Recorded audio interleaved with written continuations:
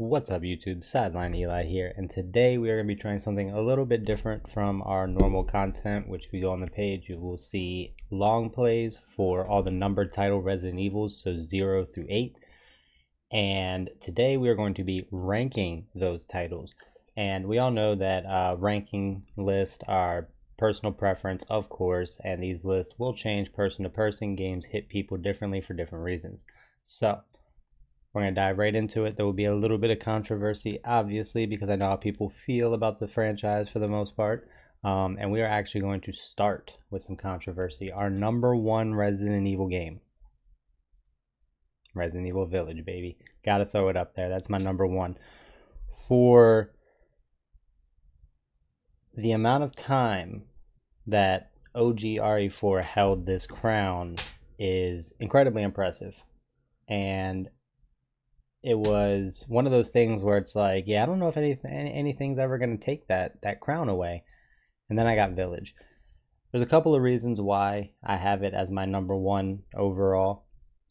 And the first one's going to be the story. I thought the story was absolutely incredible, especially from, if you're a fan of the Resident Evil franchise, you would know that the overall story it's awesome, but it can be a little messy, especially if you don't dabble in the side games, which we're not going to be ranking today, unfortunately.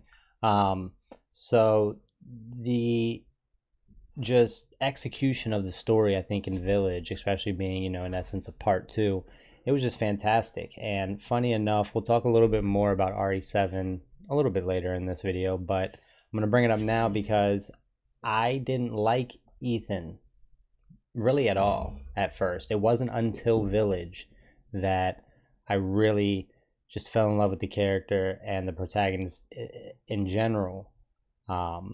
So I think that's probably another reason why I elevate Village on my overall list. But I just feel the big one for me in the story was, no matter how you feel about the game, whether you love it, hate it, anything in between, when Evelyn tells you that you died pretty much within the first 20 to 30 minutes of RE7 and that you've basically been running around as a dead man the entire time, that blew my mind. It really did. And I'm someone that pretty much all I watch is horror, and I'm really good at figuring things out pretty quickly. There's not a whole lot that gets past me, when it comes to this genre, whether it's movies, TV shows, or video games.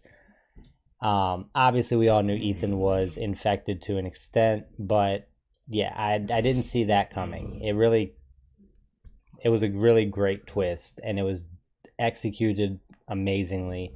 And it was throughout playing the game, because obviously that's towards the end of the game. Throughout playing the game, it was already like, man, this might be my favorite Resident Evil ever. And then that was just kind of like the icing on the cake, right? That was just like I had to give it its flowers. But I also really like how they did the Lords. I felt like it was a little bit of this and that for every Resident Evil fan. The one thing I think Village dropped the ball on, in terms of trying to please every type of Resident Evil fan, was the puzzle aspect. There weren't a ton of puzzles that really stumped you or really puzzly. Not really anything puzzly at all, to be completely honest with you. There were a couple of things, especially backtracking for some loot, but that's like the only area where I think they really didn't execute in terms of trying to please every fan of the franchise, because I do ultimately think that's what they tried to do with Village, especially when you look at the Lords, right? I mean, Moreau is definitely a little more action-packed, I think, and Heisenberg to an extent the Factory, but they really did a good job with the psychological horror at Donna's, backtracking in the castle. There's some good bit of backtracking in the Factory as well.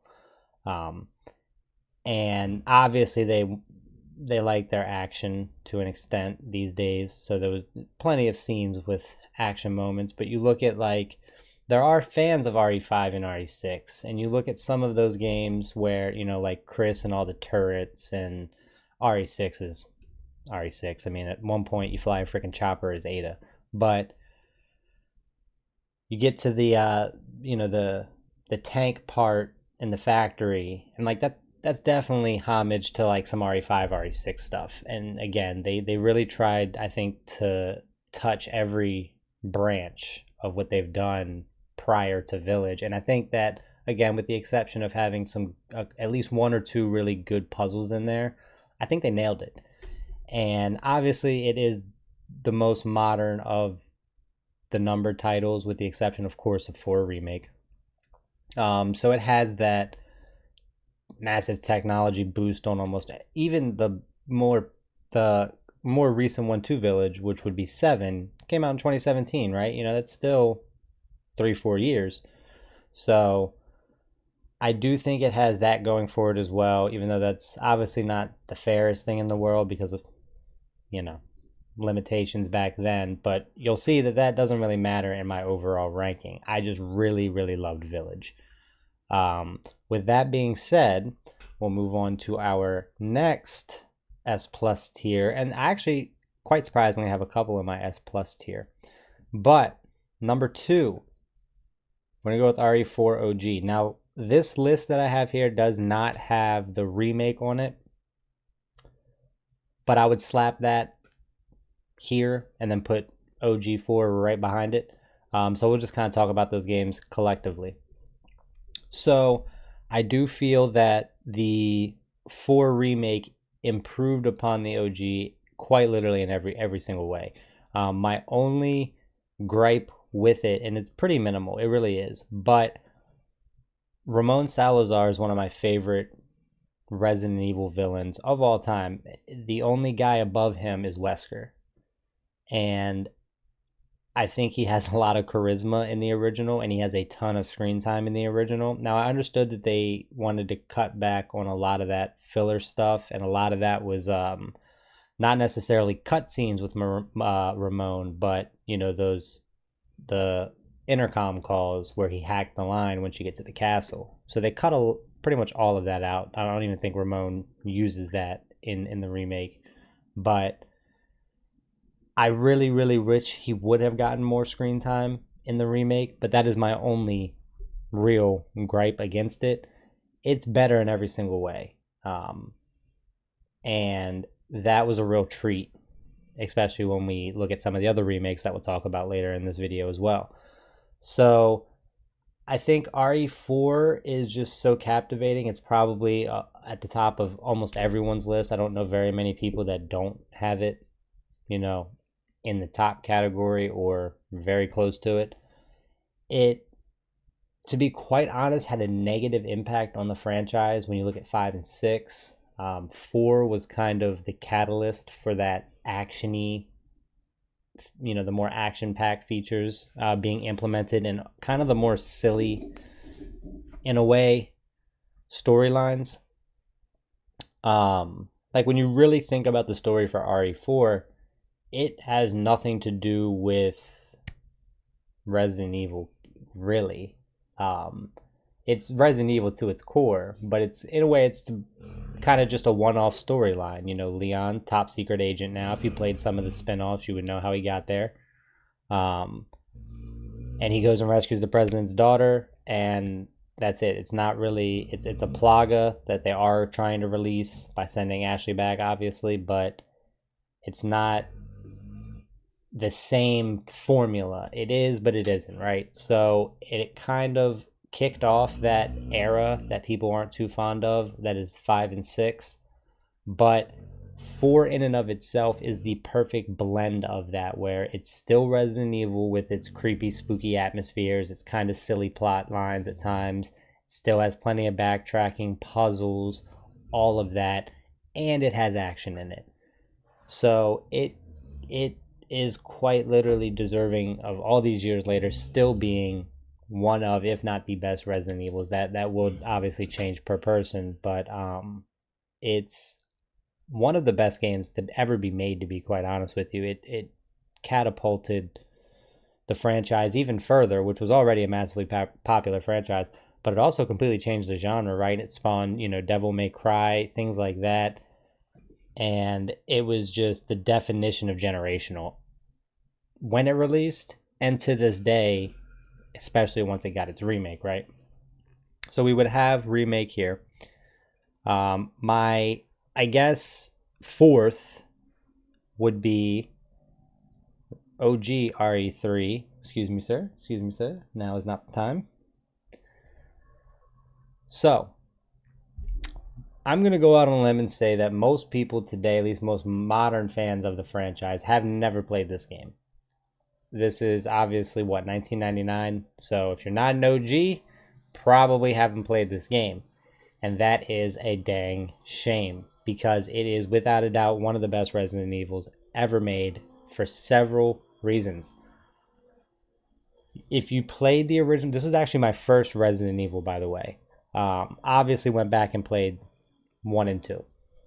But if you played the original trilogy, you see how the game evolves each game. But there's so many cool things that 3 did.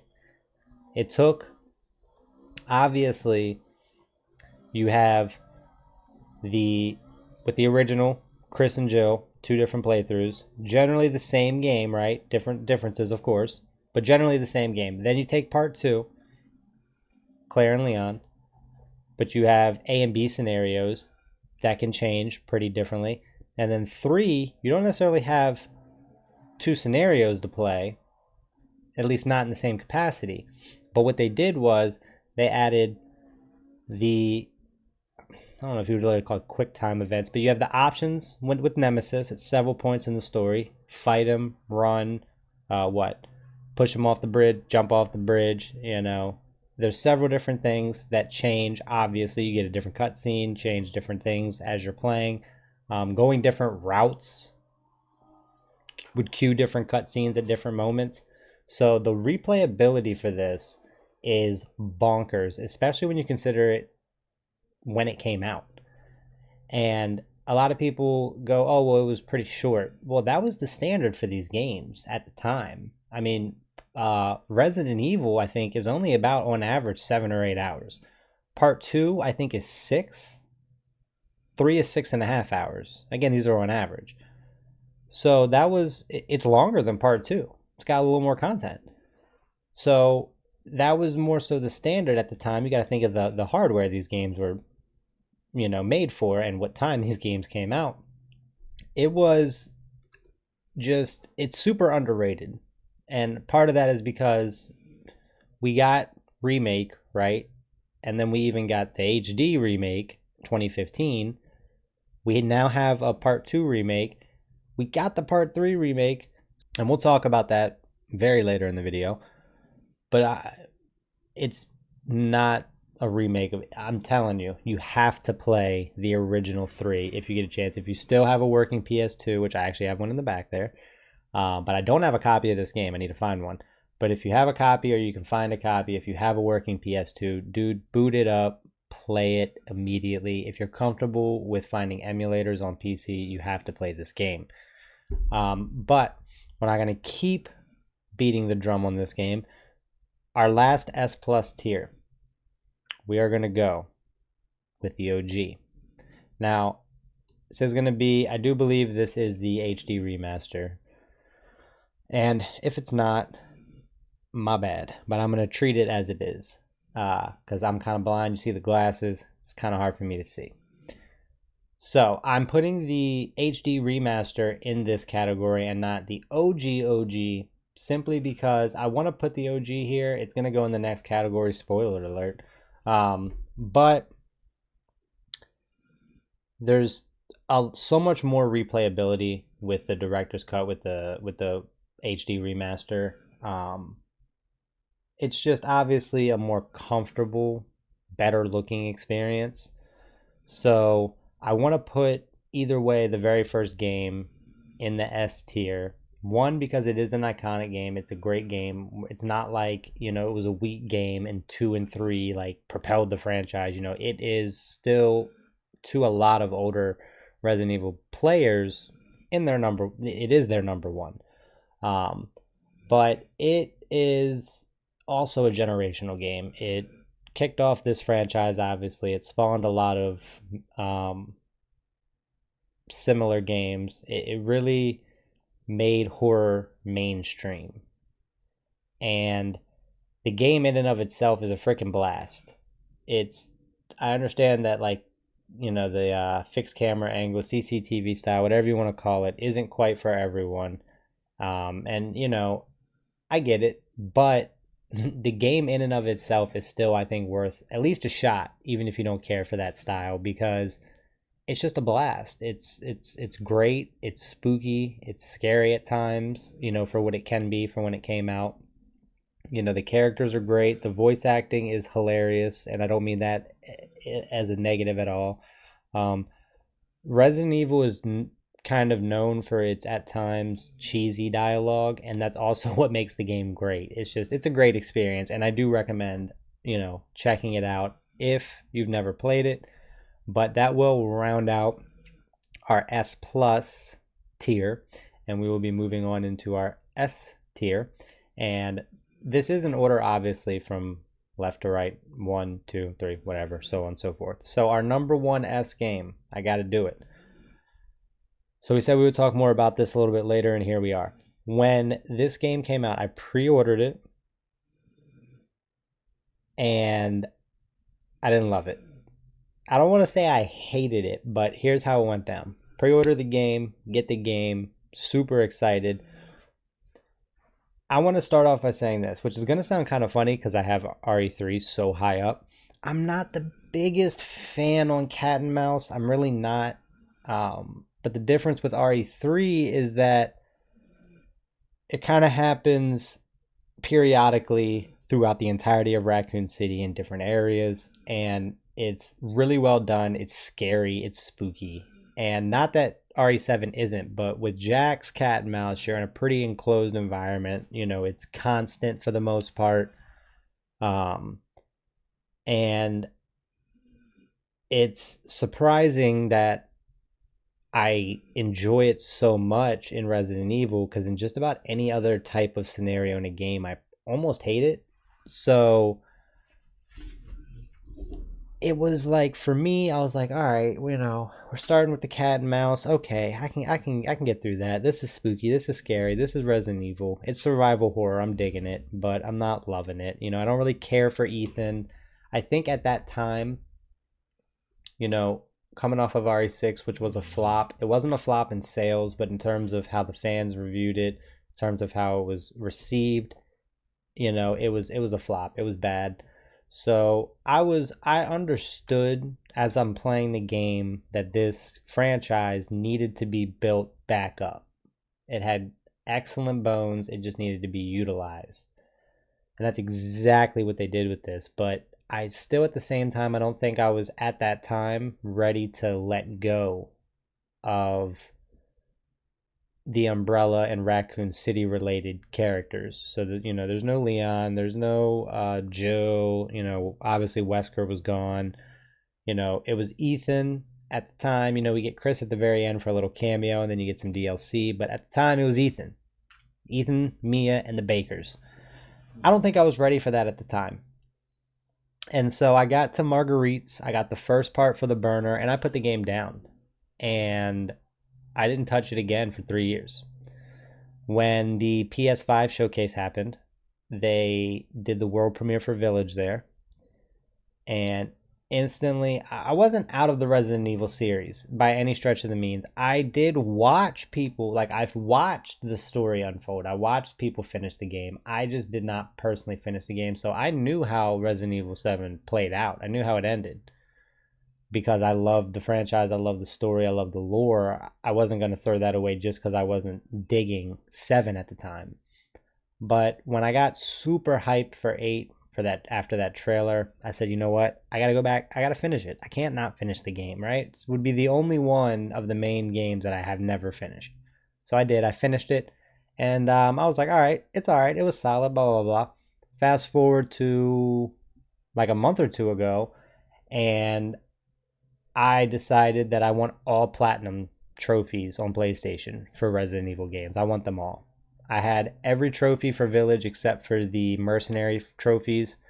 And 7, I didn't really have that many trophies because I only played the game once. And I'm actually, now that I think about it, I don't think I replayed it with the PS5 update. Did I? Ugh, I don't know. I can't remember. So either I had very minimal trophies or I actually had none at all and started a fresh trophy running essentially. Um, but going for the platinum trophy for that game, I fell in love with it. It went from probably maybe low A's all the way up to where obviously you see it now. I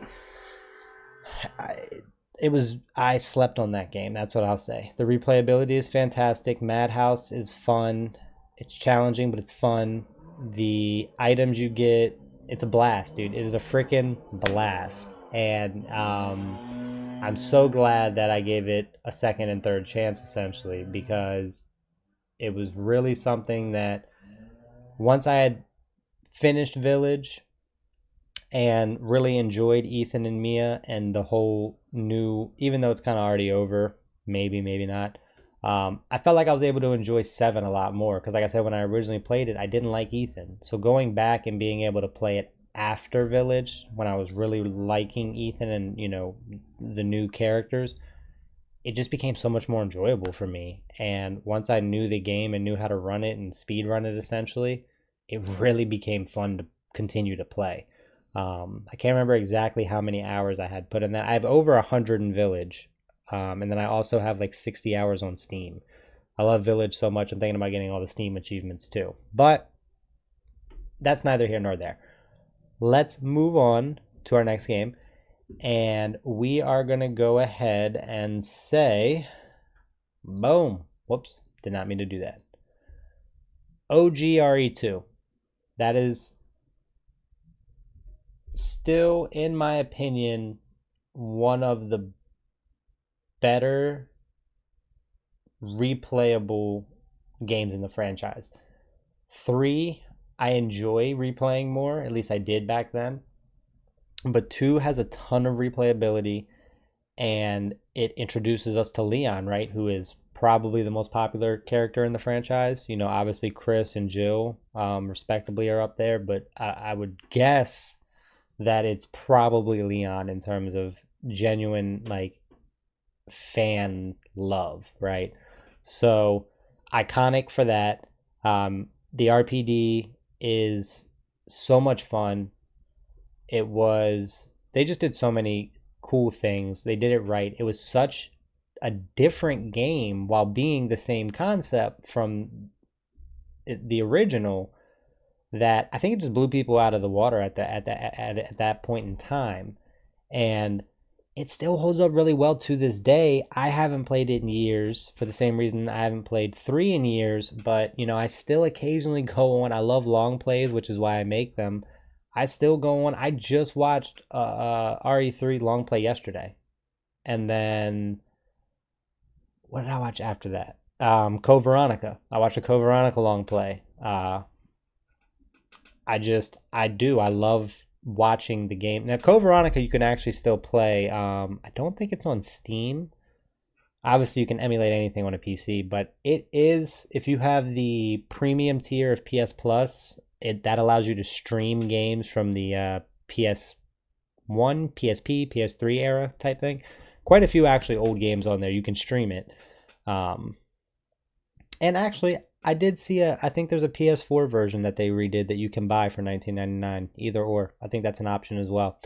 So that is something that's playable. But I just watched a long play. Haven't played that game in, I don't even know how long, but at some point, I probably will.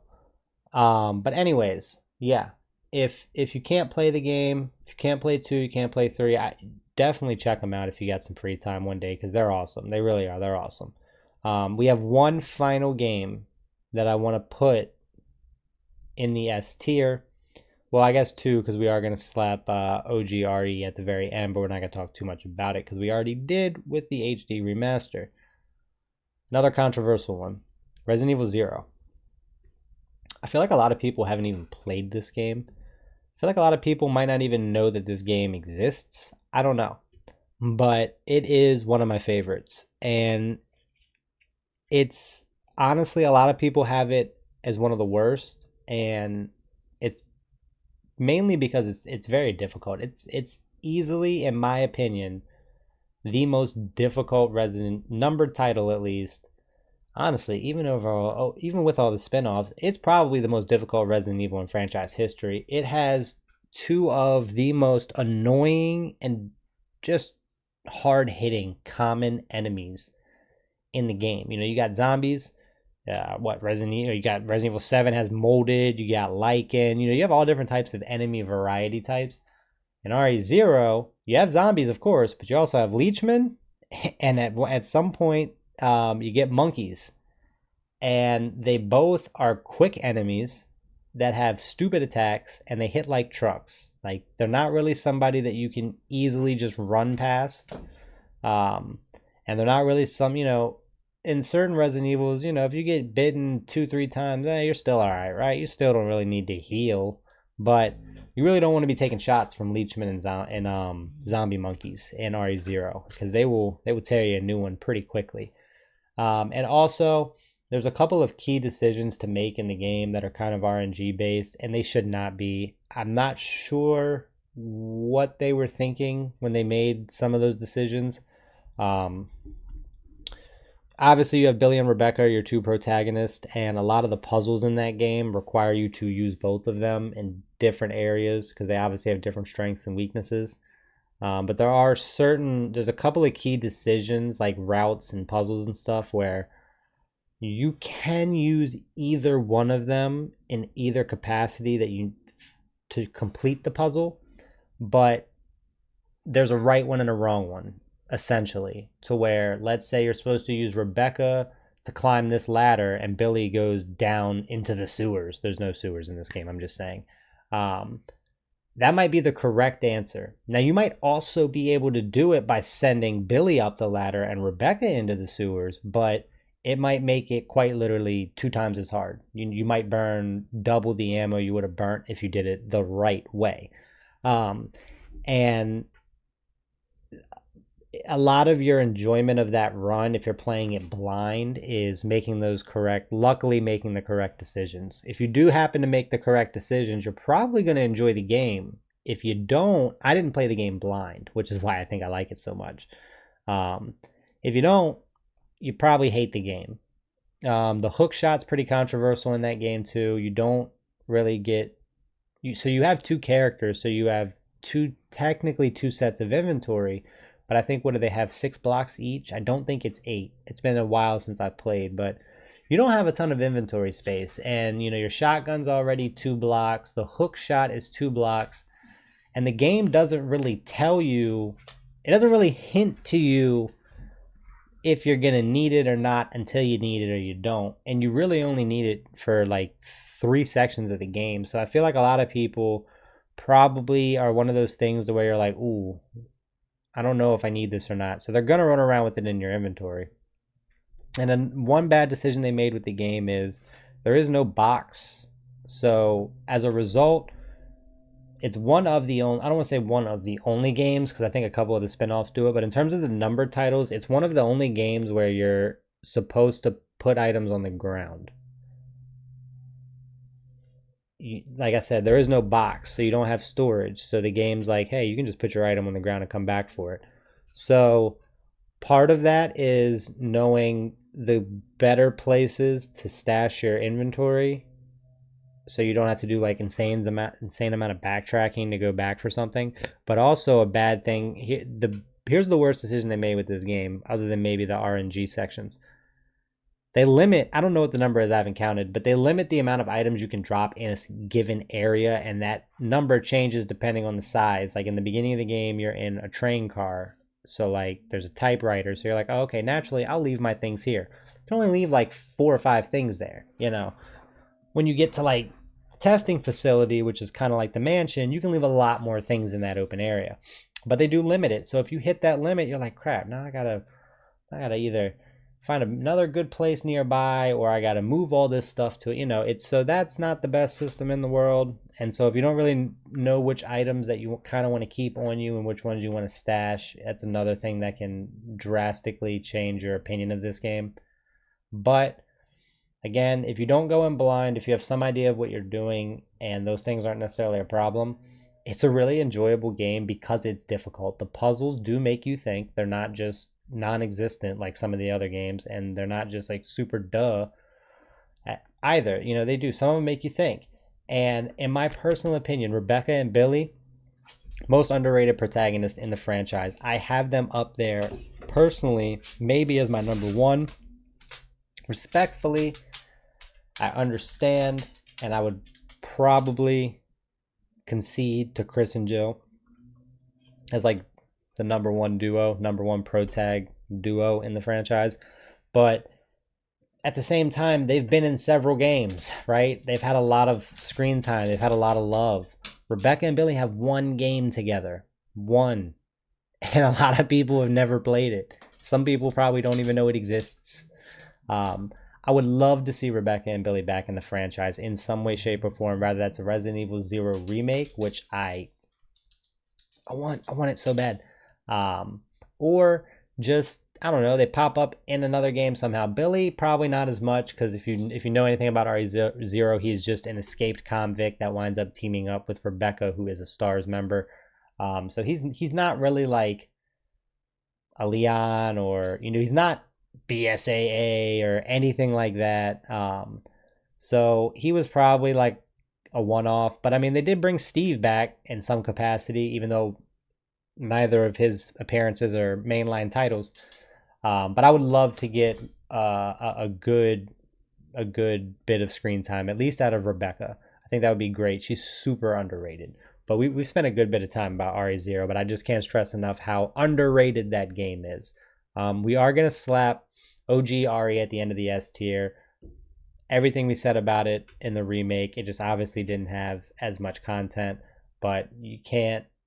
I feel like even if you don't care for that fixed camera angle, whatever, you got to give respect to the OG because it is a true classic. It's not just, like I said, a game that started something and then its predecessors carried the franchise. This game blew up the name Biohazard Resident Evil immediately, and it needs its love. So for the A tier, we're cranking down. Boom. I lied. I totally lied. I'm sorry. Boom. So I think this is going to be a little controversial because I know a lot of people love the RE2 remake. It is a fantastic remake. But my problem is that I don't think that it did anything to necessarily improve upon the original. Whereas you look at 4, the level redesigns they did were fantastic. They made sense because some of the OG level designs were a little messy, to put it lightly. It improved everything in almost every meaningful way. Whereas 2, it RE4 didn't really. A lot of people were worried about cut content. They really didn't cut much of anything. They just cut some of the filler dialogue. That was really kind of it. Resident Evil 2 remake, it just doesn't have the same A and B scenarios as the original. It doesn't have that same replayability. Now, I haven't gone for the platinum yet. I'm thinking about saving it last, actually. So I feel like that's a good true test. We'll revisit this once I get all of the platinums. And maybe this list will change a little bit. And S plus ain't moving, I'm gonna be honest with you. But maybe some other tiers might move a little bit. But playing it, I've played it a handful of times, like 3 or 4. I just don't see the same love and excitement. I don't want to say excitement, but just the same willingness to continue to replay it as much as we did with the original when it came out. So it does. I don't think it's bad. It's just I don't think it did enough of a service. I don't think it really did RE2 OG justice, to put it in that S, and obviously not the S plus tier. Last but not least, for A, we're going to go with RE5. This game is interesting to me personally because it is a very enjoyable experience. I actually love playing this game. This is the next platinum we're going for. I already enjoy replaying it, so it's going to be even more fun, honestly, going for the plat as we continue to unlock more infinite ammo weapons and just kicking ass. But it's not really Resident Evil, right? It has some Resident Evil characters in it. It has Chris, it has Wesker, it has Resident Evil on the cover. The name says Resident Evil 5, right? But it's really an action game. It took the action from RE4 times two'd it and then got rid of all the Resident Evil and really horror elements that 4 still kept intact. So a lot of people, at the time, it was the highest selling of the franchise, but that is in due part to how amazing 4 was. People were like, 4, man. What is 5 gonna do, right? I gotta buy that. I gotta pre-order it. I gotta get that. No chance I'm not playing it. And then we got it, and people were like, I mean, it wasn't bad, but it wasn't 4 either. So it I would like to put it higher simply because I actually, like I said, I think I enjoy replaying it a little bit more than Zero. Zero doesn't really have a ton of replay factor, to be completely honest with you, but I think the funniness of the overall story, which we really didn't get too much into, um, and just how great the protagonists are and how much fun the puzzles and the challenge of it is why I have it so high. But when we talk about like replayability, which is a huge thing with Resident Evil, that's what a lot of these games are based on. 5 actually has some of the best replay value in my personal opinion in terms of it being fun. It's kind of just a shoot 'em up, go crazy in a way, Resident Evil. And that can be a lot of fun to replay, especially with infinite ammo and strong weapons. So it's weird having it so low when I talk so highly of it, but like I said, it's more of an action game really than it is a Resident Evil game, and it didn't really sit all that well with a lot of fans because of that. They completely ditched puzzles. There are no puzzles in this game, at least none that I can think of. Correct me if I'm wrong, but I played it a decent bit, and I could be wrong. Some of them may start to blend together a little bit, but I'm pretty sure they completely ditched puzzles, which was the most glaring issue I think with it, because that's what Resident Evil is. It's a survival horror game that makes you think and solve puzzles to advance your game. So it unsurprisingly falls towards the bottom of most people's list, and that will round out our A tier. We only have 2 games left, obviously, and so we will slap them both in there at the same time. Boom and boom. And I don't think this is going to shock anybody. But what might surprise people is where I actually have 3 remakes. So RE6 came out 2012. So for 8 years, 8 strong, long years, it held my crown for the worst Resident Evil out there. And I feel like a lot of people also probably have it either dead last or pretty freaking close. It's everything that's wrong with 5 cranked to the max. Um, they tried to rectify the lack of puzzles in 5 with 6. I think Jake and Sherry's section, is it, has a couple of puzzles maybe. And then Ada's section will make you think quite a bit at times. But when you like, because I have all the long plays done on my channel by campaign, so I have strictly Leon's, then Chris, Jake and Sherry, Ada, and you're gonna look at the times and you're gonna watch them go down per campaign, which is fine because the game's already over 20 hours long. But your puzzles are in your shortest campaigns. You can knock Jake and Sherry out like 3 to 4 hours. You can knock Ada out like 3.5 hours. So it's everything that was wrong with RE5 cranked up to the max. It's not Resident Evil. It has Resident Evil, it says Resident Evil on the cover of the game. It has Resident Evil characters in the game, but it's too actiony. It's not scary really at all. I don't think that there are any scary moments in that game. At no point do I feel like, man. Now again, I'm a horror fan, and I've been watching horror movies since I was a child. Whether that's good or bad, neither here nor there. I don't get scared. So when I say scary, I mean, like, let's be honest. Like, am I scared? Am I shaking in my chair? No. But Nemesis is a scary enemy in that he's like, I don't want to deal with this guy. He's going crazy. And you don't have to be petrified to be scared. If you feel like dread fighting an enemy type, like play RE0, you're gonna dread playing the slime, fighting slime enemies. Things like that, are scary in a way.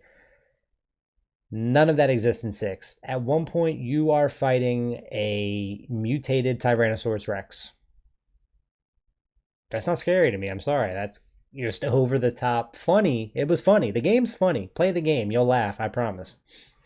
But I think its biggest issue, other than the fact that it's just way too actiony, is that the story actually isn't half bad in it, but the fact that they found a way for whatever reason to stretch it out over 4 campaigns, stretching over 20 hours of gameplay, the story was not that in depth and it was not that intricate enough to last that long. They stretched it out way too far, and I wouldn't be surprised to find out that most casual players didn't finish the game. Like, I wouldn't be surprised to find that out at all. So it was, like I said, sales wise, it did pretty well, very well actually. But critic wise, fan reception wise, it's hard to say it was the nail in the coffin because 5 was poorly received, but people kind of always shared the sentiment that it was pretty fun with co-op. And then 6. So it was like, okay, they have 2 kind of flops back to back. I don't know if anyone was sitting there, like, I'm sure people were, but I don't know if you could realistically look at all of these games and how many good ones they have and say, okay, they put out 2 bad ones back to back. They're done. Resident Evil's cooked. But it was worrying. It really was.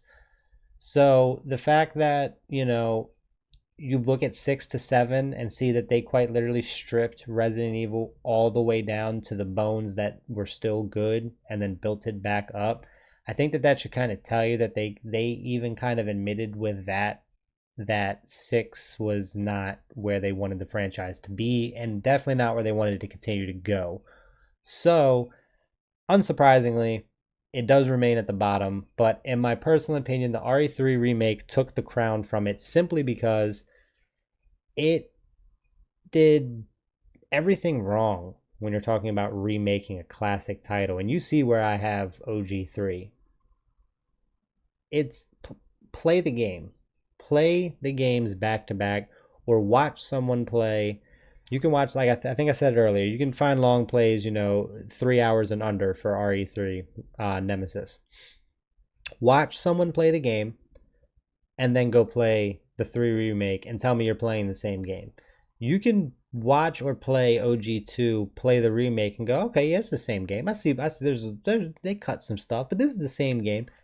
You can't tell me that the 3 remake's the same game. It's just, it's not bad on its own as like an actiony, it has its scary moments, like I said, in terms of like enemies you just want no problems with, but it just isn't RE3. And then they shot themselves in the foot. They marketed the game. They put out the clock tower postcard image. The cover of the game is Jill, Carlos, the clock tower, and there's no clock tower. You get to look at it. You go to Clock Tower Plaza. That's an iconic piece of the game that they just completely scrapped. They scrapped a lot. The sewer was added. Yeah, you go into the sewer in RE3. You drop down a couple of times to cross a broken section and then you jump back up. There's no real sewer section in RE3 and in the OG. So that was completely new and added, and it was incredibly short and kind of a waste of time. No offense. It was cool. It was spooky, I guess, with the monsters, but I don't know. There's just a lot of things that just don't sit well when you're calling it a remake of the original 3. And on top of that, it was incredibly short. I got to the point, and again, I'm no professional by any stretch of the means, but I'm speed running the game in an hour flat. Little over, so not actually flat, but I'm pretty sure the record's probably well under an hour. And well under, we're talking like, a couple minutes, but that's substantial time when you're talking about like racing. If it was sold for like 40 or $50, if it was DLC to 2, I think it would be a lot more acceptable. But as a full priced supposed remake of 3, I just couldn't do it. And I got it platinum. That's the game I just finished. The platinum, I did it in 24 hours. It's by far the shortest platinum trophy I have, and I don't see anything being faster that I'm going to go for. So, none of these games are bad, obviously. They're all great games. Resident Evil is an iconic franchise, but when you're comparing them to themselves, that's how we're approaching this, right? So, this is my personal list for all the numbered titles, and I would love to see you guys' opinions in the comments. Let me know what you think, and until next time, thanks for checking it out.